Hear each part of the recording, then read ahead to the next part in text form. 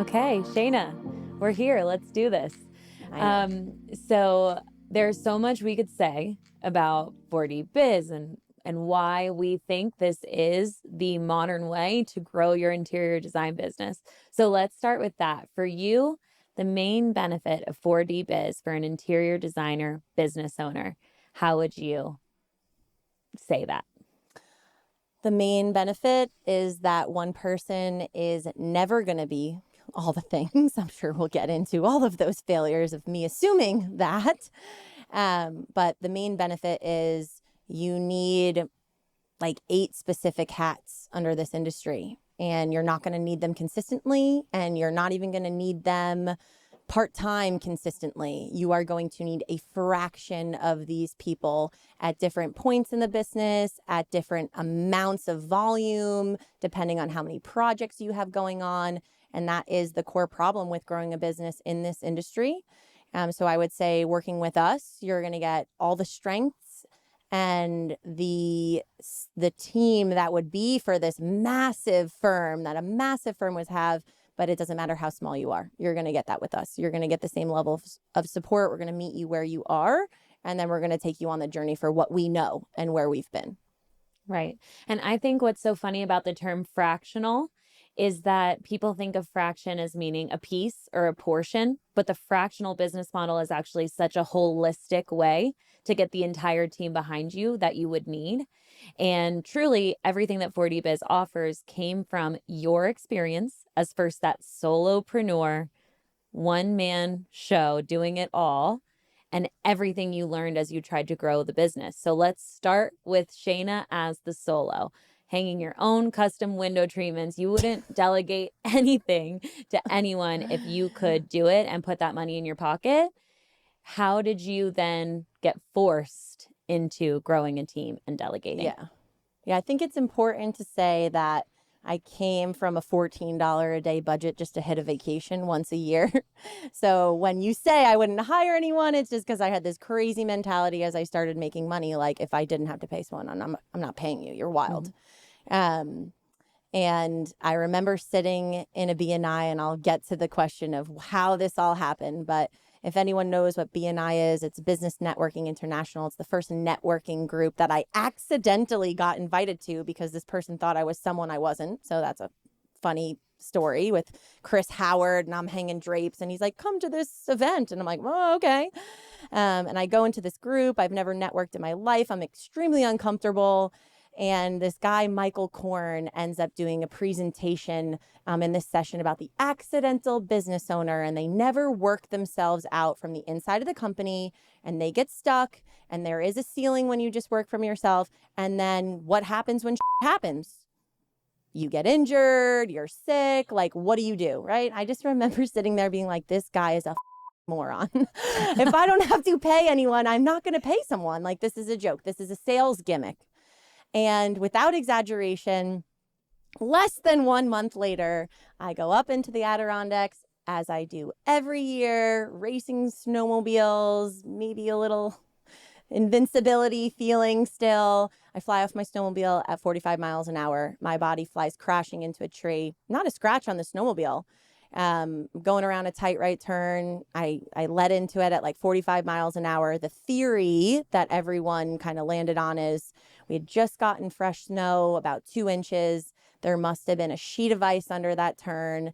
And because of how fast I was going, I didn't feel the track, which has these huge studs that lock in to just grip you down. And I didn't feel it drift. And at that last, probably like 15 to 25 degrees, the studs just locked, and like a freaking slingshot ejected off this thing. My body flew across the trail. I flipped in the air. I crushed into a tree perfectly on the part of the pelvis that they said kept me alive. You know, your pelvis can take the largest amount of impact to the body. And ultimately, the outcome of that was the side I hit the tree on is not even the side that broke. The energy just went through my pelvis and broke the other side. So here I am in the middle of a trail with no service. It took like 3 emergency squads to get me out.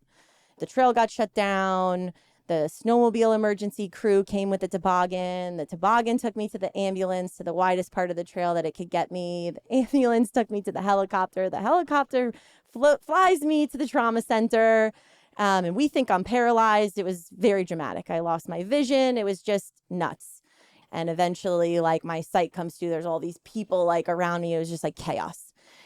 So I end up getting back to my Upper East Side apartment. That's a 4-floor walk up. That took me over 30 minutes to get up even into my apartment once I returned, laying in my bed in the most extreme amount of pain. And let's just also state that in the beginning, I broke myself.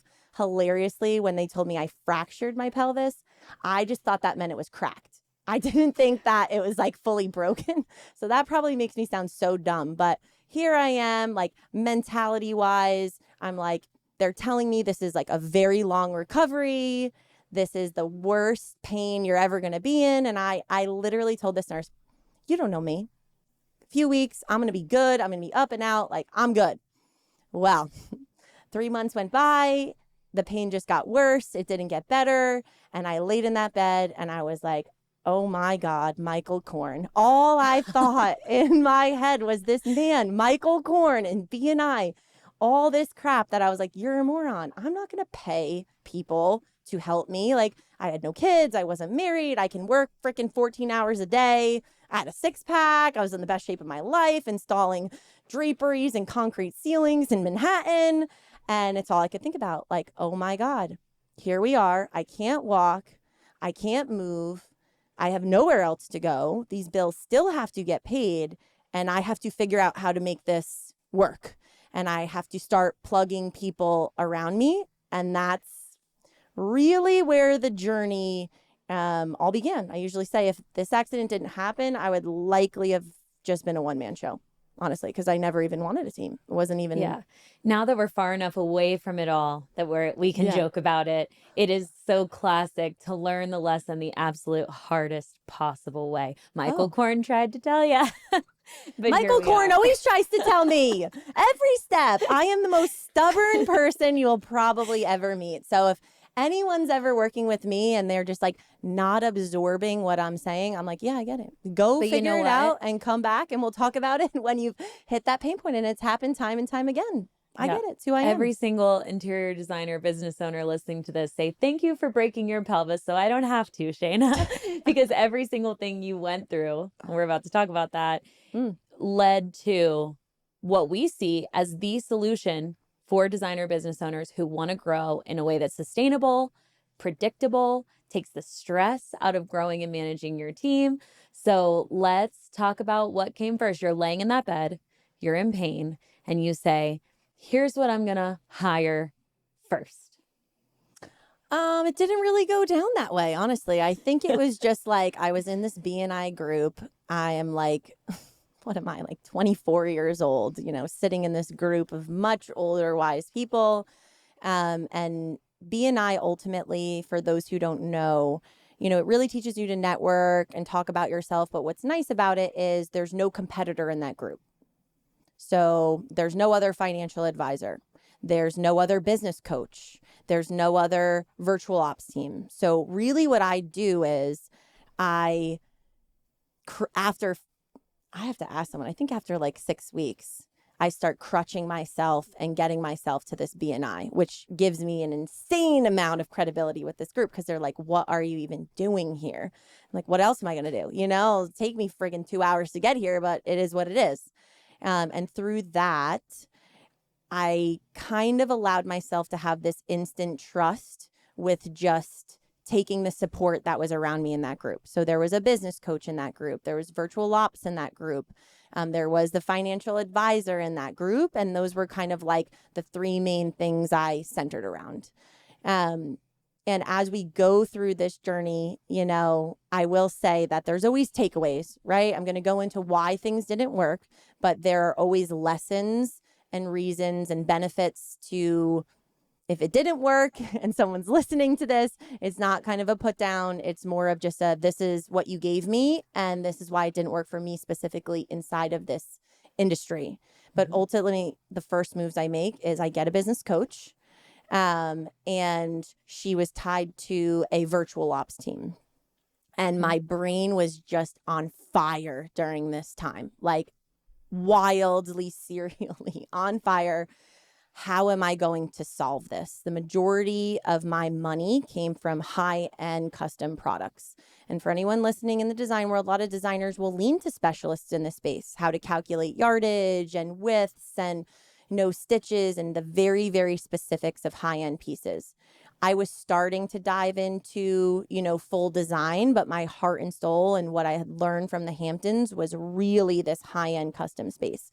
So my brain was on fire. I'm like, I need to create something that is going to streamline this for people I'm working with so it can cut me out of the process of something they were so used to me being so quick at. Let's make a technology that can calculate yardage, that can calculate labor, and give them all the answers they need so they're not waiting on me.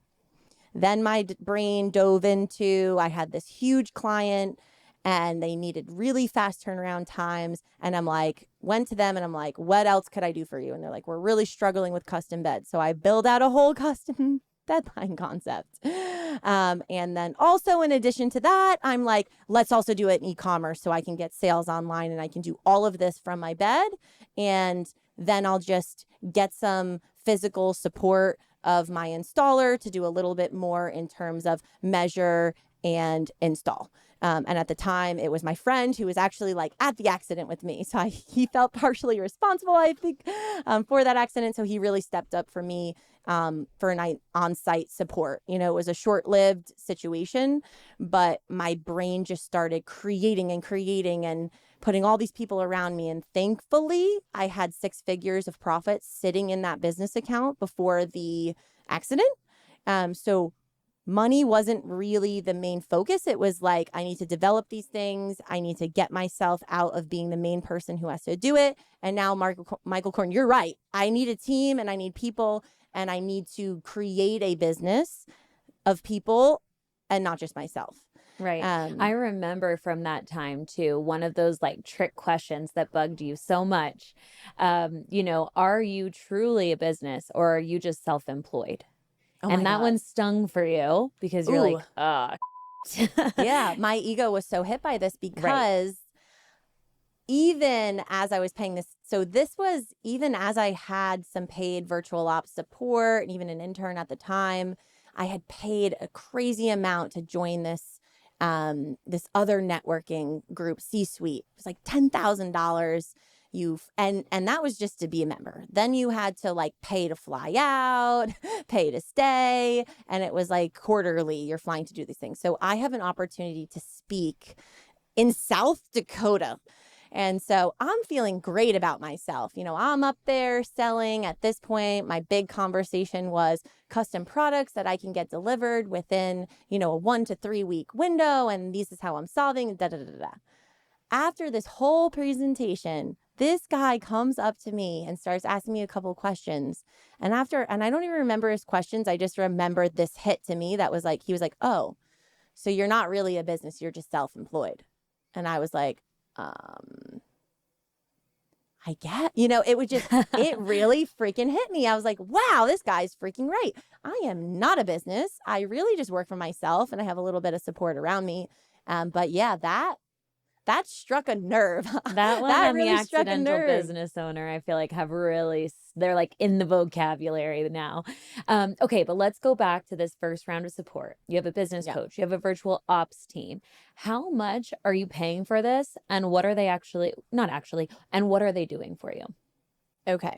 So I believe in total between the two, I was paying $2,400. I could be a little off about that. I think a month, monthly. Yep. They were isolated separate services. I think the coach was $1,100 and maybe the other one was like 14, right? If it's 25 or 24, somewhere around there, right? I might be plus or minus $100 or so. So, with that coach, I don't remember it being a defined amount of time. She was just kind of there as like this open access to me.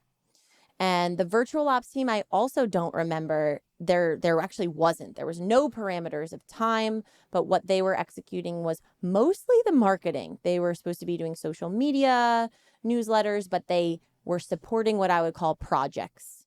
So as I'm developing this bedline, they're helping me build out the sample kits, the backpacks, the brochure, everything associated to this kind of like dream that I had. And if they didn't have the skill, they would third party it, right? So the brochure, which cost $6,000. I don't even want to like get crazy.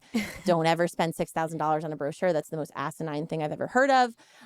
But we do it, right? Because I've got money and I'm not thinking about it. I'm just like, this is the goal and this is what we need to do. So anything they couldn't do, we outsourced. We did that commercial. Oh God, if this commercial ever releases, the most embarrassing thing. In my Upper East Side apartment, we film a commercial for this bedline which is incredible, by the way. Subscribe and we'll send it to you. No, don't. Not allowed.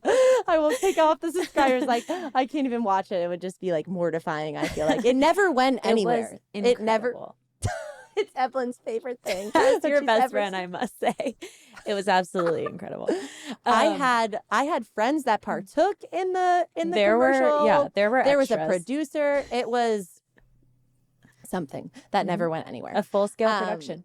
Yeah, full scale. But I think this speaks so closely to what we're going to call failing upwards. If you listen to this podcast, there's going to be vocabulary with it. And failing upwards is a huge one for Shayna that I think is your mantra in a way.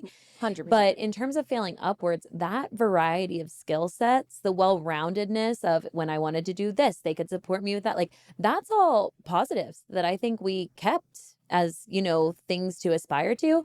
But saying yes to every idea, taking the most expensive route to every goal that you set forth, like, just yes people is not who you need at this point in the journey. Would you agree with that? Well, my takeaway at this time was that I needed a lot of emotional support. I was very lonely. I had also no one around me. She was spiritually and mentally uplifting for me in the genuinely hardest time of my life. So I think my brain was also just kind of, I had a community. I had these people, right? And then eventually after a year, when my bank account is like now about to break below 20,000 and I still have bills, I kind of start panicking, and she didn't really put her hand up to remove herself or think about my financial well-being. And, I just realized, it's this aha moment at the end of that year that's like, this isn't working. This is not right. I can't continue this way. And eventually my brain leads me to realizing like it is my pricing model and it is the team I put around me. And I've got to fix these two things and I've got to put very specific people in seats.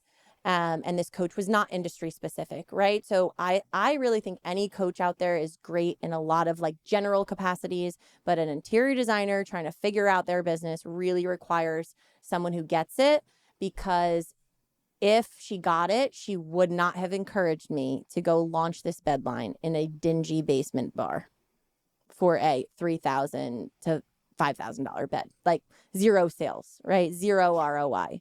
It was just this cheerleader that at the time likely I needed, but at the end of that journey, when the money was showing, like stressing me out, it really all kind of emerged of what the problems really were. Right.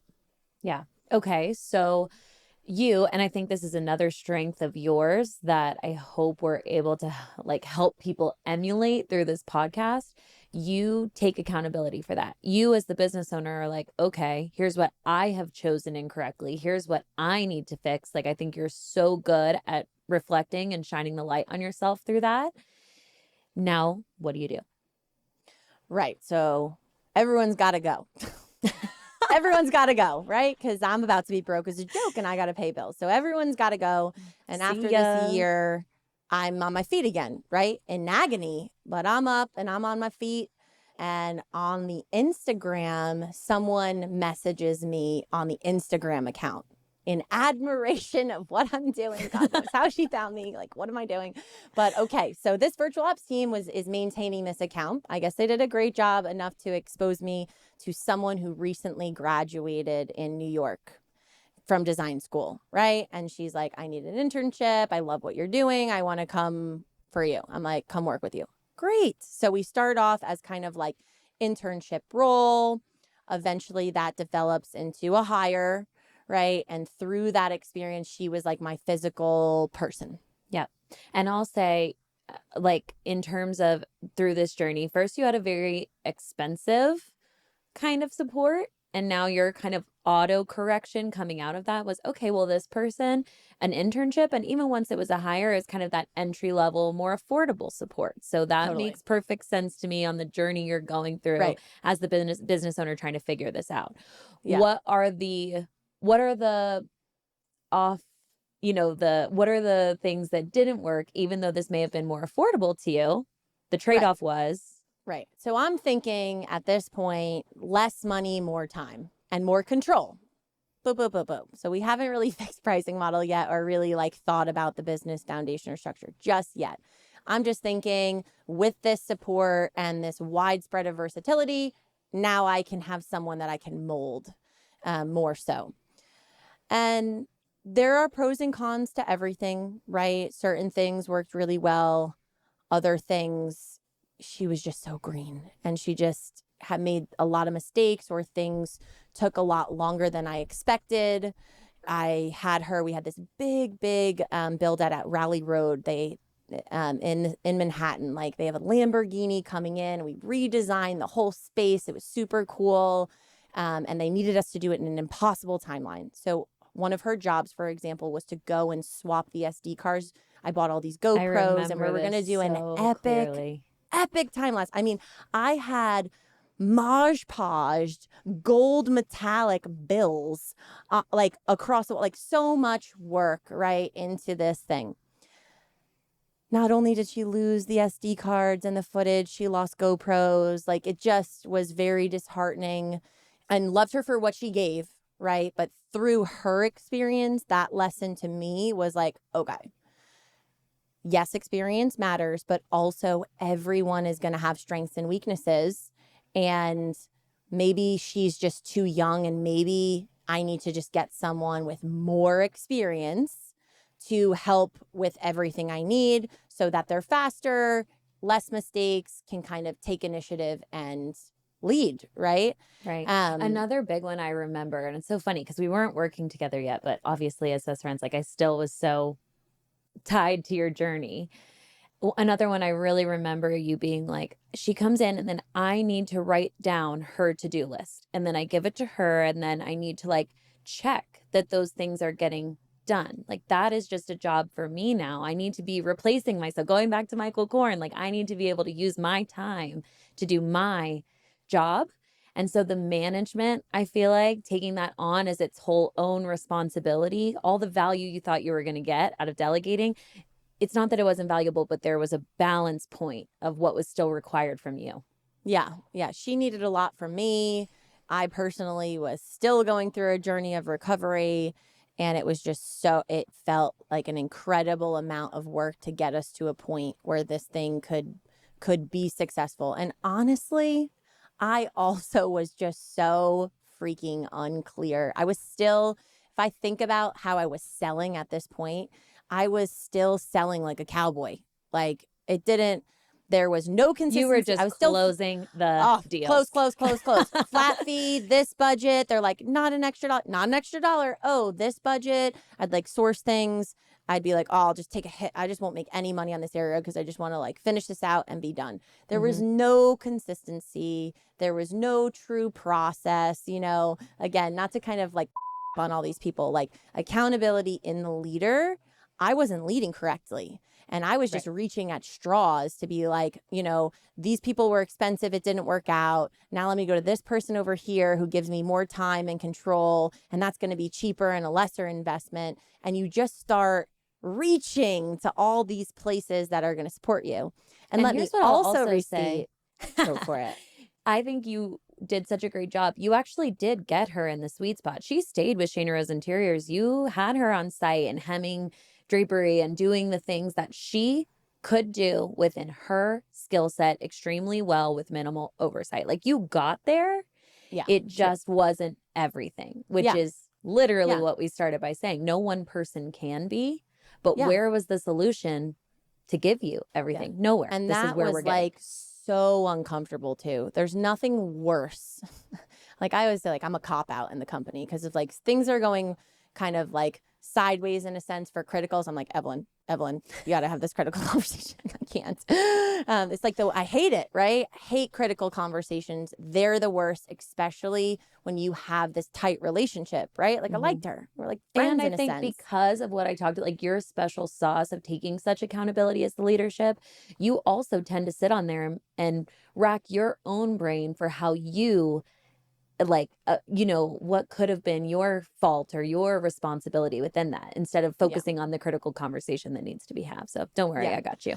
But so true. Eventually I have this tough conversation with her and I kind of back her down to kind of like this freelancer that, yeah, she had all the skills I needed on site. She could go with an installer. She knew how to hang the drapery. She knew how to hem drapery if on site, and whip a stitch like I could if things were wrong and it was staging and it just needed to happen. Like I could trust her in that lens. But that's kind of where we repositioned her to stay for truly a long while until I really decided that I didn't want to do Shayna Rose Interiors and custom stuff like really anymore.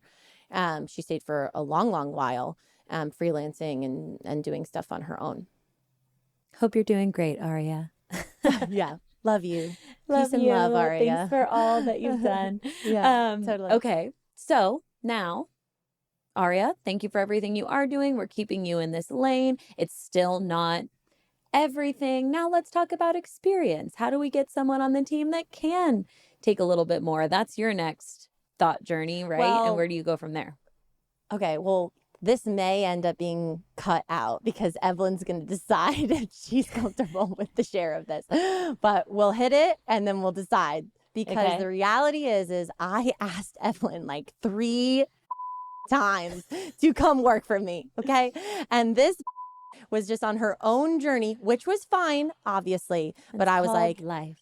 Okay. Well, I was like, I'm not asking her again. Like she will literally come to me when she is ready. Yep.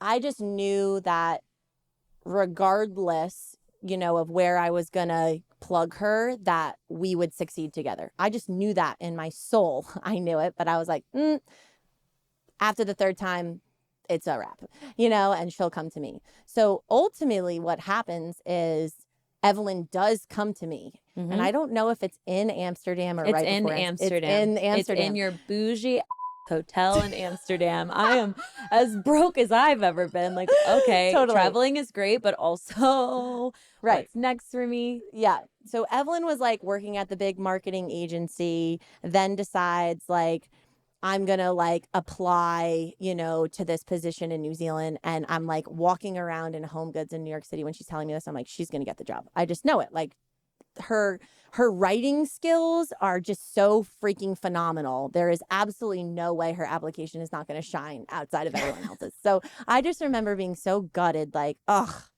she's gone, like she's already gone.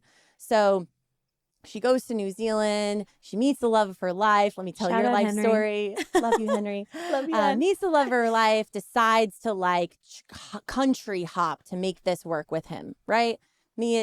I don't get it. I'm over here hustling, but that's fine. After the 3rd time, I'm like, just okay. So me and my ex, oh God, this is really bringing it back. We're not going to give him any credit. No name. Yeah. Me and my ex at the time planned a trip to New Zealand because Henry and Evelyn are living in an RV. They're hopping around. I haven't seen her. Europe. I'm out of New Zealand now. We're in Europe. We're in Amsterdam. Yeah. And let me go back that when I broke my pelvis, before I broke my pelvis, I was supposed to go to New Zealand to see them, but I break myself and all these travel. I was supposed to go to Dubai, New Zealand, all gone, right? It was the first year I had all this flexibility, I had all these plans in the dumpster. So I haven't seen Evelyn in a few years, basically at this point, because she's been in New Zealand and hopping around. We are in the bougiest of bougie Oh hotels. my gosh. I wish we could like flash it on the screen. It was so well. Not only was I making good money at the time, my ex was making good money at the time. So two of us and you could hadn't really been in a afford place to travel. Like you were doing the damn Well, thing. I was doing the damn thing in comfort. And I wish I could then just show our RV like in the next screen. I didn't even take you to see it. I was like, she doesn't want to know. We are in the heart and soul of New Amsterdam. Now I kind of like feel bad knowing with where you were at, but I just didn't know yet, right? Like we're in the heart and soul of New Amsterdam. I would never. I was. It had its own. For you. It had its own living room, bedroom. I came and took a shower because I was like, Shayna, please. Oh, it had a steam shower. It was like the most incredible. The Dyson like $600 vacuum blow dryer. You know, like it just was. Pretty sure you like ordered one while you were there. To, like, it had 2 bathrooms, and it had 2 bathrooms with bidet, heated floor. Oh my God, it was crazy. She's showing up. I think we might have been in our bougie bathrobe. I mean, it was just like a little out of control, right? So she comes to me finally, right? Probably out of desperation. But when she came to me, I'm like, about time. No, I was at the end of this chapter. It was time. Great. Good for you. You knew it was So at this point, I literally said, she felt like really bad coming to me. She's like, I hate to even, I'll never forget. Like, I hate to even come to you. But like, is there anything I can do for you? Like, is there any support you need? And I was just like, listen, Ev, why don't I just give you $1,000 a month?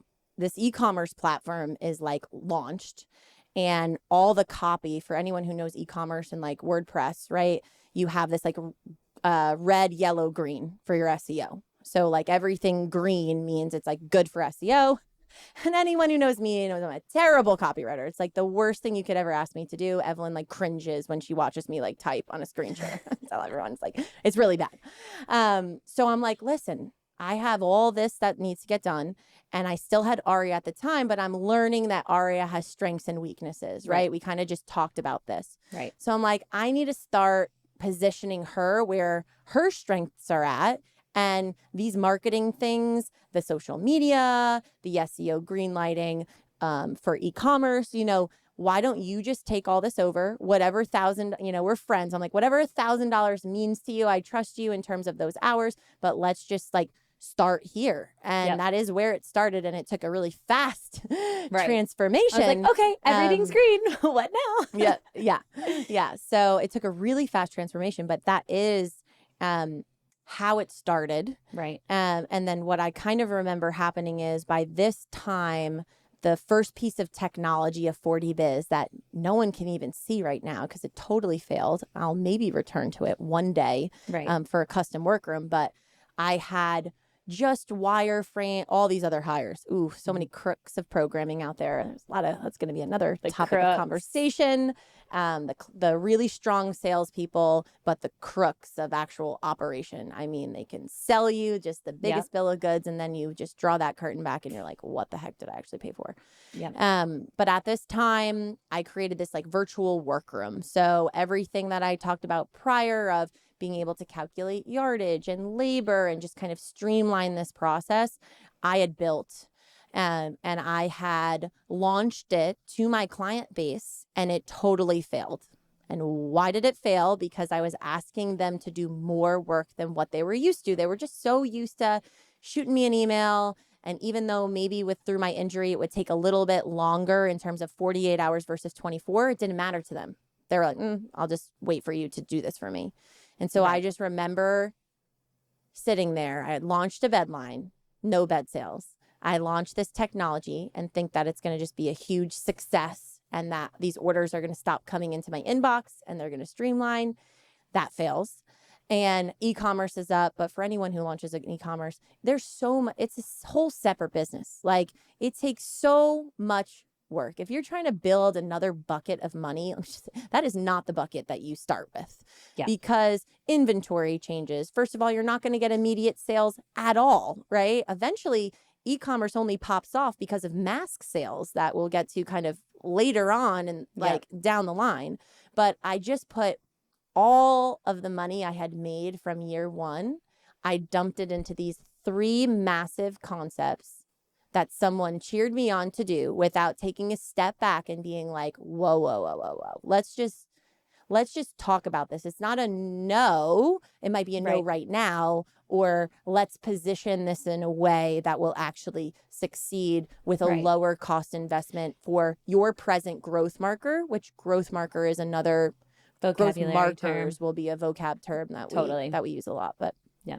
But I remember you talking to me about that technology. And here's where I'm like lighting up a little bit. Like I worked at a tech startup. I did marketing for, so it's like, okay, this is aligned. And okay, this isn't exactly what these interior designers like needed. This isn't giving them anything. This was a solution for me. And I remember you being like, well, maybe I could kind of like give them you. Like we could offer marketing. It was so faint and it was so not fleshed out yet. Oh, so but faint. That is, oh my gosh. maybe I could give, like maybe we could give them services. Okay, wait, hold on. And that flipped the whole conversation. Like, okay, what did I need? What do I wish I had? How would I have wanted someone offering that to me? How would they have, like, that is literally that little bead of a conversation that turned into everything that we offer. Ultimately, I remember just being like, I have so much money in this. This has to work. We have to figure out how to make this work. So we do have to offer more than what is on the table here. And totally, things with us were succeeding, and these aha moments start to collect, right? Because I was your fractional employee. I was the first fractional employee for Shayna Rose Interiors. And now we are just now starting to like grasp that idea of what a fractional employee, or come to find out an entire fractional team, could do and could be, and backed by a technology that you had already started to form in a different, way. But that's kind of where it all started. Yeah. So let's start to talk about how that fractional model actually expanded. Yeah. So, the other thing too is we were so product focused. You're forgetting how product focused we were. And another thing out of the technology, this massive member benefit directory, because how I knew to make money, the biggest amount of money, was through this high-end custom product sales and wholesale accounts. And almost we were like a purchasing group with marketing tied in, with eventually administrative support that eventually led to the design support, right? Yeah. But it all kind of, so the way it all came together was like we had all these ideas, and then I was so infiltrated into these networking groups and traveling around. And one of the, where did I fly to? I think I flew to California or something, and it was a marketing focused conference. And they were all about marketing funnels and lead magnets and bringing someone through the journey of the sale. And so I take that way too strongly to heart, as I usually do, because at the time I think we're selling technology, but what we're going to come to find out is that we don't sell technology. We actually sell services, and our technology is just a vessel that keeps our services. Yeah. It's why our services are the best, but our clients don't care about that necessarily. This fully transparent like technology. But I was so centered on this. So while we're crafting these ideas, ultimately what we decide is we're just going to create this like 3-tier, I think it was 3 or 4 packages, 3 packages, right? Cookie cutter. We're just going to put everyone in 3 boxes. So dumb as we think about it now, but this was the idea. Well, it also came down to technology. You were like, I've invested in this technology so much, and giving that hourly. Joe told us like, this is a bigger ask. And we're like, okay, screw it. 3 packages it is. Like, we made that call intentionally for where we were at and what we had to do. We were bootstrapping and things like that. And the way we did it was we got like 6 interns. And I was like, Ev, you're going to manage these interns. Because I have to, as she's building and doing these things over here, I have to keep bringing in money. And Aria's helping me do that. And I've got to just keep going. And this is what we're doing over here. Man, we had a good 2 years of a full blown internship program. Totally. We had 6 interns. Again, this is all deleted now. All these funnels and this overdone crap in the technology, we just divided them into like, I think it was 2 teams. Yeah. Have them do the same projects. Yeah. And then we just picked the one that we like the best, and then we would plug it in, right? And we just like keep doing this. So at least at this point, the mistakes that are made were our free. 40 Biz logo, Totally. Destiny, Internship. wherever you're at, you did a great job, girlfriend. Great girl. Snaps for Destiny. Yeah, Snaps for Destiny. But they were really like putting in the work with us. I mean, we had an intern once that her college required her to do 30 hours a week for us. Required. We had to sign off on it. We were not allowed to pay her. We were not allowed to do anything like wow, what a great college. I'm going to pay this college and then have someone else just give you a whole year of education is like mind blowing actually when you think about it. But yeah, that's how we did it.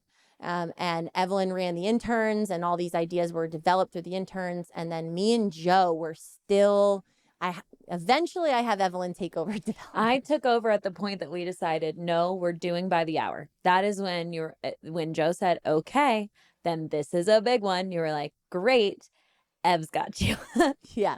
I'm getting frustrated. We're not communicating. I've got too much on my plate. Eventually, it's a different vocabulary. It's just a different way of thinking. We needed to take the way that you think about everything that these interior designers needed and simply translate it into Joe. And yeah, I feel that's one of my special skills. So they worked out great. One of Evelyn's monster strengths is to be able to unwind the crap I am saying and say it in a much more clear and specific and concise way. So like where this is starting to click for me in my brain is like isolating strengths and weaknesses and not thinking that I need to commit full-time or part-time or anything to anyone. So that clicks. Throughout Evelyn doing this, I am just still hustling, right? So my pricing model is still all over the place. Everything is still all over the place. And I usually tell every designer, right? We all start the same way. Like we all fall into this and we're just trying to figure it out. And usually it takes like, the straw that breaks the camel's back. Well, the straw that broke the camel's back. Are you going to say your never-ending project? My last flat fee that I ever sold. My last flat fee that I ever sold. So through this, I'm understanding like who I need, right? Because we eventually end up hiring one of those interns to be my administrative assistant. Yeah. So now I have Aria.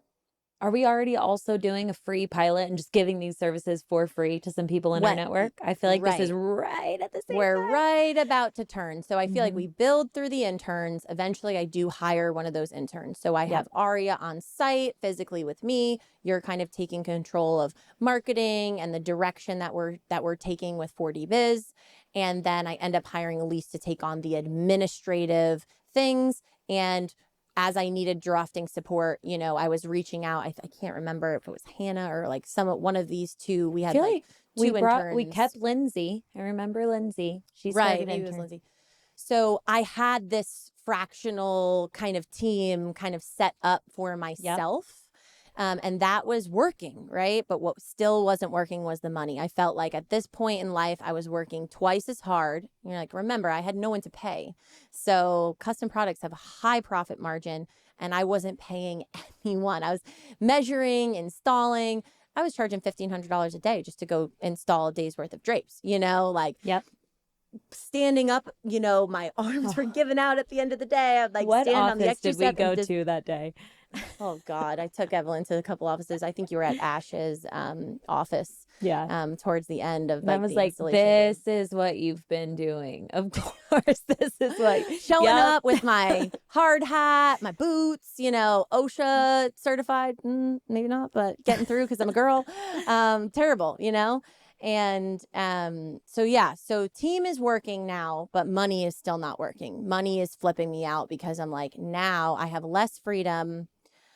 Feel like I am working twice as hard and it's not reflecting in the bank account. That is the recipe for burnout. If how hard you're working is not showing in your bank account, you're burned out. So at this time though, the straw that breaks the camel's back is that my very last flat fee I sell. So the way that this relationship starts is I had a relationship with a real estate agent. They had a client, they came to me and they were like, they're really struggling between picking through, one of these two spaces. Could you put something together where you could look at these apartments with us and just give them the confidence of which one, the renovation would be good for to fit all their needs? And he said, I don't know if they'll choose you or go with you, but obviously there's an opportunity that they might just stay with you and continue on. So I think I closed them on like something like 1,200 or 1,800 flat fee. Look at these two places. The one I envision the most to have the most flexibility, I think whipped up like a space plan, right? Just to see what walls can come down and what they did. Yeah. They end up buying it. They end up asking me if I could architecturally select all of the finishes, right? This wasn't even a furnishing job, it's architectural finishes. I put a $25,000 fee on it, right? I'm thinking that's great because the contractors I'm talking to are like, this is an 8-month project.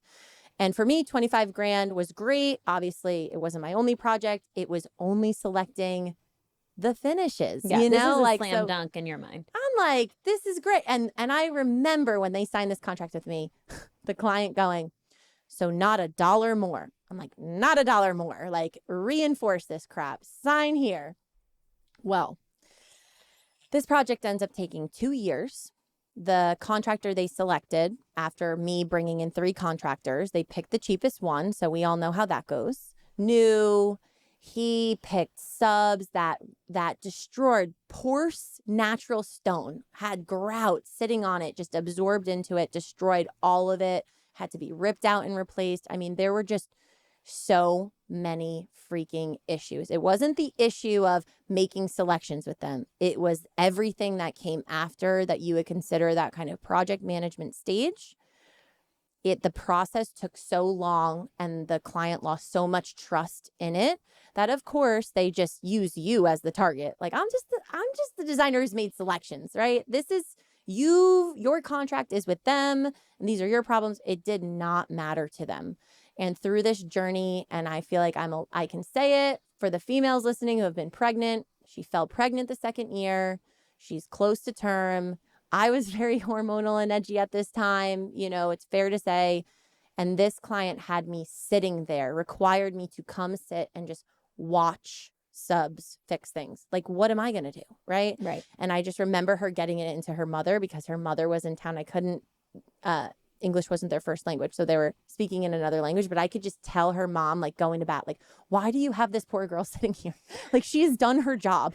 Yeah. They and you're just not wouldn't. I mean, that's the, oh my God. That's the part of a flat fee. No money is coming in these days. The saga with these guys continues, right? Because even after the project is done and all of their invoices are on record, they then ask me to reorganize for them, like, every invoice and how it was spent. I'm like, you guys have everything. And so of course, like, you don't want a negative review. You just want to go above and beyond. But if I calculate my hourly rate in that project, I think I was making like $3 an hour, like if that. And if I was really paying out on that with someone, I would have been so far in the hole with this project. And this was the project that I was like, no, I can't. I've got to shine the lens and I have to control how I'm paying out. Everyone, and I'm a very visual person. I just remember laying in my bed and I think it's Nintendo. Yeah. It's like this Nintendo Super Mario game. World. Yeah. Well, no, like popping the little it was coins, like, right? Yes, I think it's a monkey. It's the monkey one, and then you like run Donkey Kong. I think it is where you're like running through a forest and like you jump up and you like collect coins, and then like at some point you're just like jumpy, like collecting money. I swear to God. So this very visual, like laying in bed, trying to probably just like stop all the pulsating in my butt from my pelvis from walking for the day. And I'm like, this is what this has to be. Every person on my team has to collect. And also I'm going to give Ricky, my accountant, like a lot of credit in this as well, who he seeds into my brain, because when I start paying people, I'll never forget this call that Ricky gives me.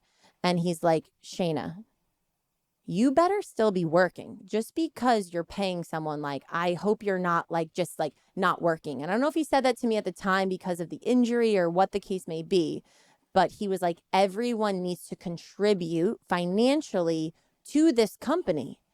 And again, that just kind of like sits and lingers there.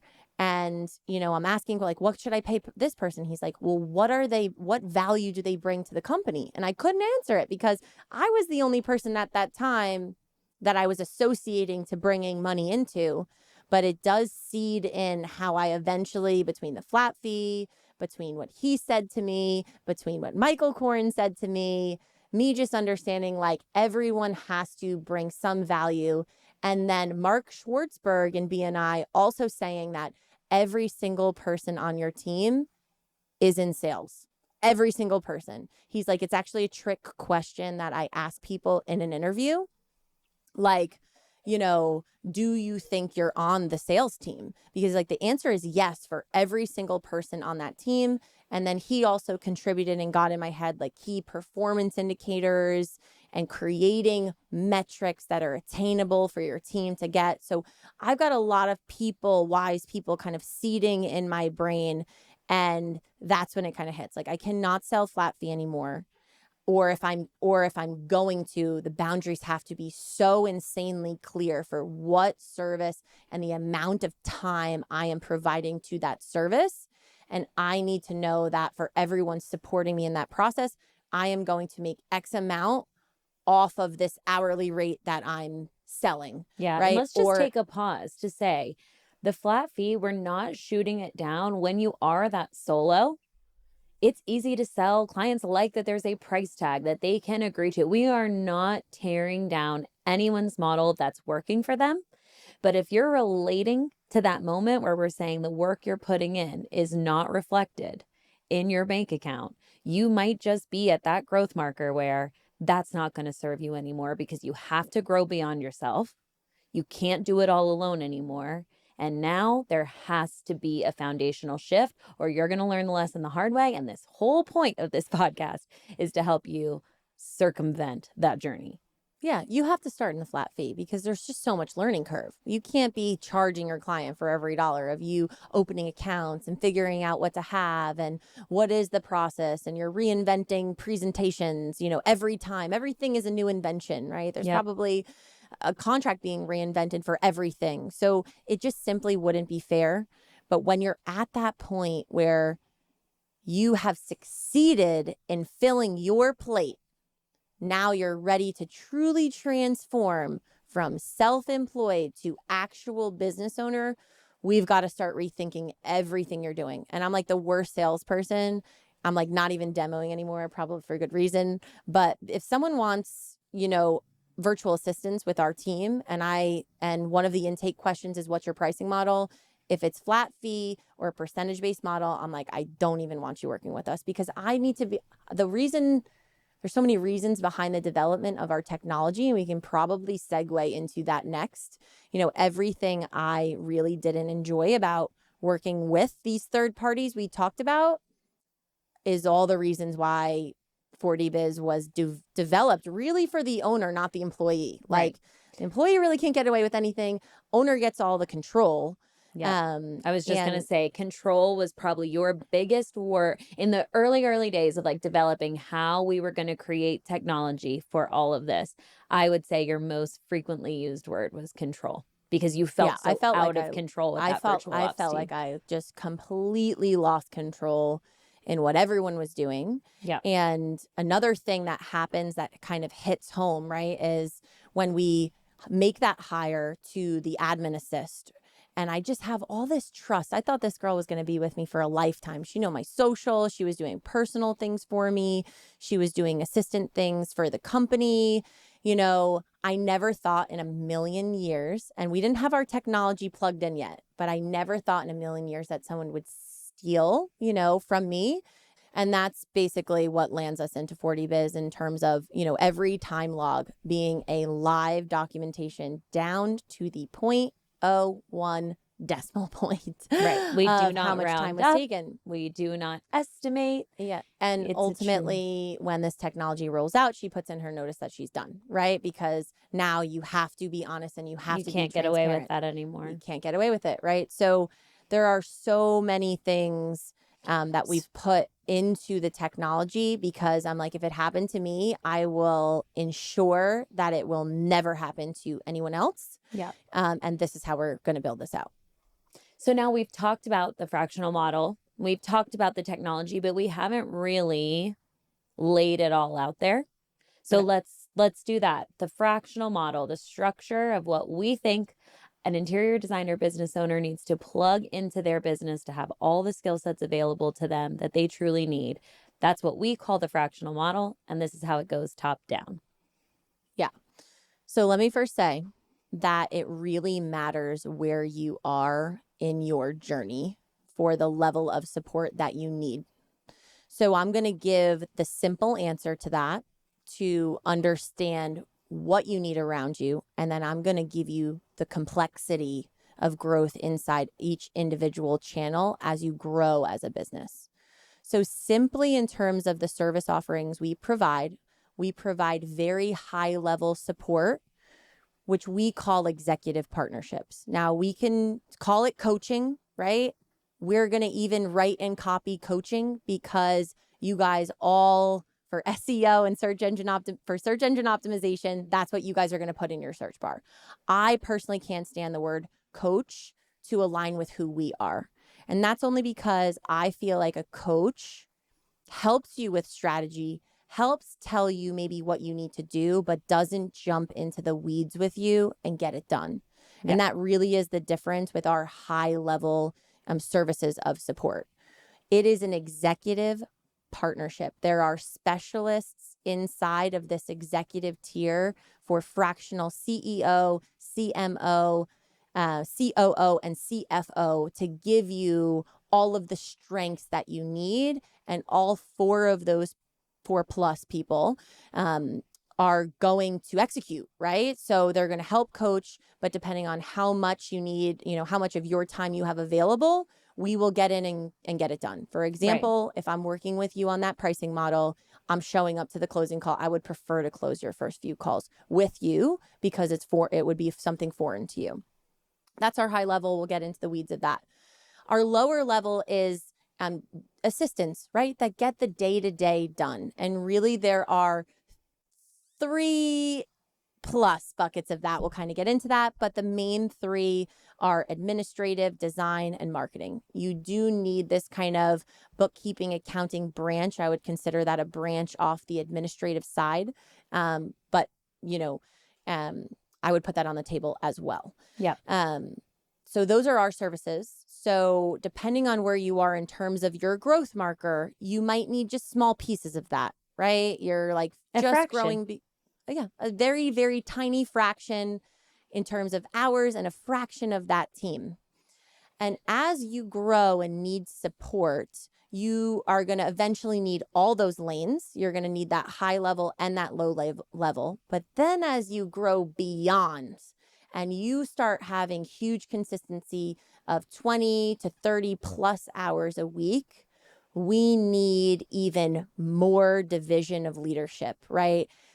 Every single lane splices into needing more specialized support. And as you grow and evolve, you're going to want more people. You're going to want more variety and flexibility. But that all comes to the ebbs and the flows of this industry. And that's really what the next episode is going to be all about. But there's the ebbs and flows of the individual project from phase to phase, who you need and for how much time. That's going to ebb and flow. And then there's also your pipeline. Maybe you have 3 active projects right now, and then you're going to have a lull. So you're managing the ups and downs of your individual project. You're managing the ups and downs of your overall business and workflow. And that is a lot to manage when you're trying to make sure that one employee has the hours that they need and can pay their bills and can do all the things and all the different. It's too much. And we're going to get into all of that about the ebbs and flows as its whole own topic, because it is so much to try and forecast in your business. Yeah. Every single choice, even if it failed upwards and became this system that we are now trying to simply hand, like, this is our answer. This is our solution. And I think this podcast is going to, try to give as many of those shortcuts and answers and strategies as possible. And Yeah, I think that's kind of Yeah. wrapping it all up. Yeah, totally. I think that if you feel like you're on a hamster wheel that you haven't been able to get off of, likely there's a large amount of foundational work to give your team the tools they need to succeed. So if you're there, then we've got to fix foundation and feed your team what it needs. And what I'm going to end this on is where I initially failed, right, with that administrative assistant thinking that she was going to be there till the end of time. And we had this trust and she was never going to leave me, right? I was building a team around people, right? I wasn't giving her clean ways to organize, document, create processes out of what she was doing for me while she was helping me. I'm just like, you're my person. You're always going to be my person. You're always going to be with me. Wrong, right? We've got to build a business around process and not people. And what I'm going to end this on is you have to care about people, and people have to be your number one priority to care about because they will elevate you and lift you up. But we should still be creating a business around process, not people, because the reality of someone being with you for a lifetime is next to nothing, right? It's a very rare chance that an employee coming to assist you is going to stay there forever. Well, we've reached the end of our very first episode, and we can't thank you enough for being a part of this journey. Remember, every successful design business started exactly where you are now, with passion, determination, and a willingness to learn and grow. We hope our story inspires you to embrace your own journey, setbacks, surprises, and all, and to remember that with the right support, you can build the business you've always dreamed of. If you enjoyed today's episode, please be sure to subscribe and rate the podcast so we can continue to grow this amazing community of like-minded design entrepreneurs. And if you're ready to spend less time managing your business and more time doing what you do best, 40Biz is here to help. Our flexible fractional team gives you access to expert support in business development, design, admin, and marketing so you can reclaim your time, grow your profits, and finally step into your role as CEO. Visit fordesignerbusiness.com to schedule your free consultation and discover how we can help you build the business you've always dreamed of. Until next time, keep designing and keep dreaming.